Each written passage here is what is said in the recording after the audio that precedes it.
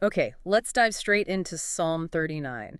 This one is really something. It captures such a raw human struggle. It really does. It gets right into that tension between wanting to stay silent, maybe to control things, and this, well, overwhelming need to speak out. Yeah, and it tackles those huge questions about how short life feels and, where do you actually find hope in all that? And it starts with this very deliberate choice, doesn't it? The psalmist says, I will watch my ways and keep my tongue from sin. I will put a muzzle on my mouth. A muzzle, that's a strong image. It is. And he adds that condition, as long as the wicked are in my presence. So it seems strategic, almost like self-preservation or maybe avoiding confrontation. Right, trying to keep it together. But the fascinating part is holding back, putting on that muzzle, it doesn't work. It actually makes things worse. Exactly. The text says, but when I was silent and still, my anguish increased. It wasn't peace he found. It was more pain. And then it describes his heart growing hot, like a fire burning inside him as he thought about it. All that pressure just builds and builds. Until it bursts. Can't hold it in anymore. The text says, then I spoke with my tongue. And this isn't just venting. It's directed. It's a prayer. A really intense prayer, too. He basically demands, show me, O Lord, my life's end. Let me know how fleeting is my life.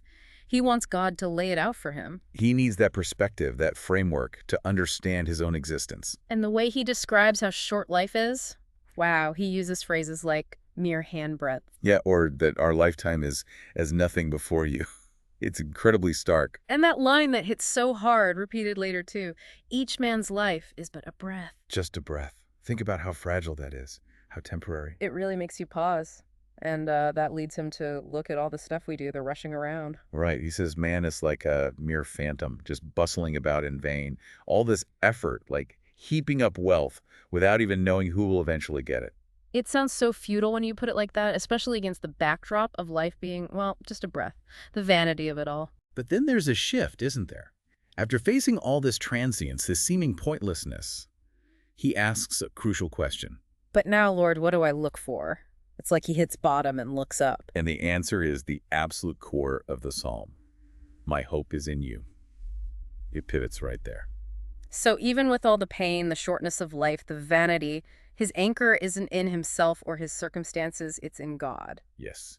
And that hope immediately translates into pleas.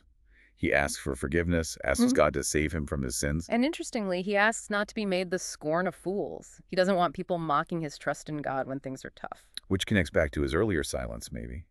But then he says something really difficult. Ah, yeah, where he acknowledges God's role in his suffering.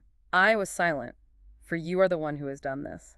That's heavy. It's incredibly honest, acknowledging that maybe this affliction, this discipline comes from God. And it's from that place he asks for relief.